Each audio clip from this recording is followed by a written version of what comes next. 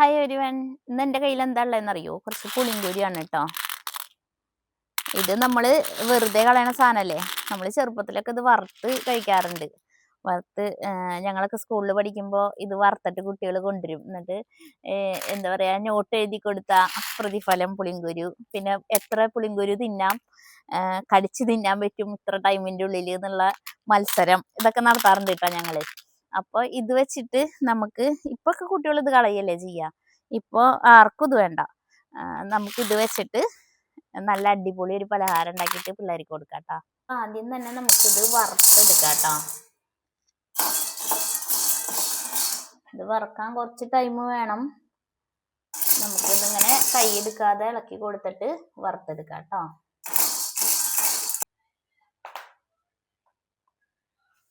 ഇതിപ്പോൾ ഏകദേശം ആയിട്ടുണ്ട് കേട്ടോ. അതാ ഇങ്ങനെ പൊട്ടണ ശബ്ദം കേൾക്കുമ്പോഴാണ് ഇത് ആയിട്ടുണ്ടാവുക.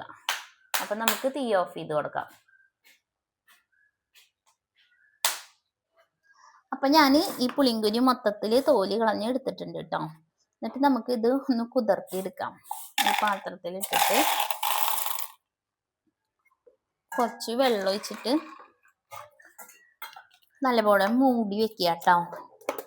നാളെ ആകുമ്പോഴേക്കും നല്ലപോലെ കുതിർന്ന് കിട്ടും. നമുക്കിതൊന്ന് അരച്ചെടുക്കാൻ വേണ്ടിയിട്ടാണേ. അപ്പോൾ കുതിരണമല്ലോ.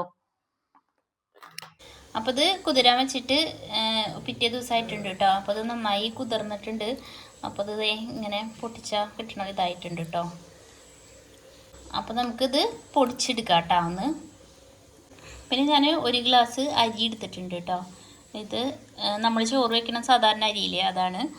ഇത് കഴുകി ഉണക്കിയെടുത്തതാണ് കേട്ടോ. അപ്പോൾ ഞാൻ ആദ്യം തന്നെ ഒരു ചീനച്ചട്ടി അടുപ്പത്ത് വെച്ചിട്ട് ഈ അരി ഒന്ന് ഇട്ടിട്ട് വറുത്ത് കൊടുക്കുന്നുണ്ട് കേട്ടോ. ഇതിങ്ങനെ കൈയിളക്കാതെ എടുത്തിട്ട് വറുത്ത് കൊടുക്കുക കേട്ടോ.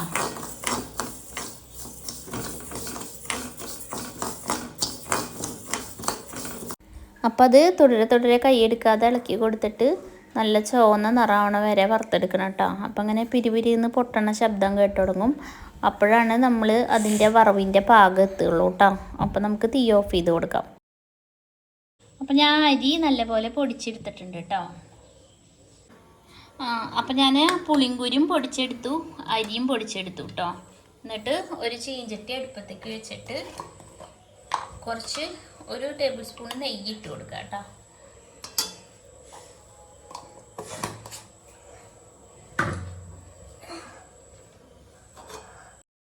നെയ്യൊക്കെ നന്നായിട്ട് ഉരുകി വരുമ്പോൾ നമ്മൾ നേരത്തെ പൊടിച്ച് വെച്ച അരിപ്പൊടിയും പിന്നെ നമ്മൾ നേരത്തെ കുതിർത്ത് പൊടിച്ച് മാറ്റി വെച്ചിട്ടുള്ള പുളിങ്കുരു ഉണ്ടല്ലോ, അതിൻ്റെ പൊടിയും കൂടിയിട്ട് നമുക്കതിലേക്ക് ഇട്ട് കൊടുക്കാം കേട്ടോ. എന്നിട്ട് നന്നായി ഇളക്കി കൊടുത്ത് 2 പൊടികളും നെയ്യും കൂടി നന്നായി മിക്സ് ആവണ വരെ ഇളക്കി കൊടുക്കുക കേട്ടോ. സാധാരണയായിട്ട് പുളിങ്കുരു എല്ലാവരും കളയുന്നതല്ലേ പതിവ്. പക്ഷേ ദഹന പ്രശ്നങ്ങൾക്കൊക്കെ പുളിങ്കുരു കഴിക്കുന്നത് വളരെ നല്ലതാണ് കേട്ടോ. ഈ പുളിങ്കുരുവിൽ ധാരാളം പൊട്ടാസ്യം അടങ്ങിയിട്ടുണ്ട് കേട്ടോ. നന്നായി കട്ട കെട്ടാത്ത വിധത്തിൽ നെയ്യ് എല്ലാ ഭാഗത്തും പിടിക്കണ പോലെ ഇളക്കി മിക്സാക്കി കൊടുക്കാം കേട്ടോ. ഇനി ഞാനിതിൽ നേരത്തെ ഉരുക്കി അരിച്ച് മാറ്റി വെച്ചിട്ടുള്ള ശർക്കര നീര് ഒഴിച്ച് കൊടുത്തു കേട്ടോ. അപ്പോൾ ഇത് ധാരാളം വെള്ളം ഒഴിച്ചിട്ട് ഉരുക്കരുത്, നല്ല കുറുകിയ രൂപത്തിൽ വേണം ഉരുക്കി വെക്കാനായിട്ട് കേട്ടോ. എന്നിട്ട് നന്നായി മിക്സ് ചെയ്ത് കൊടുക്കുക. ഈ സമയത്ത് പെട്ടെന്ന് ഇളക്കി കൊടുക്കണം കേട്ടോ, അല്ലെങ്കിൽ ആ ഒഴിച്ച ഭാഗത്ത് മാത്രം അത് കട്ട ആയിട്ട് മാറും. എന്നിട്ട് ഇത് നന്നായി മിക്സായിട്ട് ഫുള്ളായിട്ട് വെള്ളം വറ്റുന്നതിന് മുന്നേ കുറച്ച് നാളികേരം, 1 അരമുറി നാളികേരം ചിരകിയത് കൂടി ഇതിലേക്ക് ചേർത്ത് കൊടുക്കുക കേട്ടോ. എന്നിട്ട് നന്നായി ഇളക്കി കൊടുത്തിട്ട് തീ ഓഫ് ചെയ്ത് വെക്കുക. നന്നായി മിക്സ് ചെയ്ത് നാളികേരം എല്ലായിടത്തും ആവണം കേട്ടോ. എന്നിട്ട് ഒന്ന് ചൂടാറണ വരെ എടുത്ത് മാറ്റി വയ്ക്കുക. എന്നിട്ടത് നമുക്ക് കൈകൊണ്ട് തൊടാൻ പറ്റണ ഒരു പരുവത്തിലാകുമ്പോൾ കുറച്ച് അണ്ടിപ്പരിപ്പ് കൊത്തിയരിഞ്ഞത് ഇട്ട് കൊടുക്കുക കേട്ടോ. എന്നിട്ട് അതുകൂടി ഒന്ന് ഇളക്കി കൊടുത്തിട്ട് നമ്മുടെ കയ്യിൽ 2ലും വെളിച്ചെണ്ണ ഒന്ന് തൂകി കൊടുക്കുക കേട്ടോ.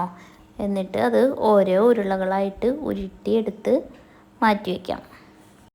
അങ്ങനെ ഞാനിവിടെ ഓരോ ഉരുളകളായിട്ട് അത് മാറ്റി വയ്ക്കുന്നുണ്ട് കേട്ടോ. നല്ല തണുക്കാണ്ട, നല്ല തണുത്ത് കഴിഞ്ഞ് കഴിഞ്ഞാൽ പിന്നെ ഉരുളയൊക്കെ കിട്ടില്ല, അതങ്ങനെ കട്ടായി പോകും കേട്ടോ. നമ്മുടെ കയ്യിന് സഹിക്കാൻ പറ്റണ ഒരു ചൂടുണ്ടല്ലോ, അത് വെച്ചിട്ട് ചെയ്യണം. അങ്ങനെ ഞാൻ ഇവിടെ എല്ലാ ഉരുളകളും ഉരുട്ടിയെടുത്തു കേട്ടോ. അപ്പോൾ അത് കുട്ടികൾ സ്കൂൾ വിട്ട് വരുമ്പോൾ ചായക്കൊപ്പം സ്നാക്സ് ആയിട്ട് കൊടുക്കാട്ടോ. അത് അടിപൊളി ടേസ്റ്റും നല്ല ഹെൽത്തി ആയിട്ടുള്ള ഒരു പലഹാരമാണ്. അപ്പോൾ ഇനി എല്ലാവരും പുളിങ്കുരു കിട്ടുമ്പോൾ ട്രൈ ചെയ്ത് നോക്കിയിട്ട് അഭിപ്രായം എന്നെ അറിയിക്കണം കേട്ടോ. ബൈ.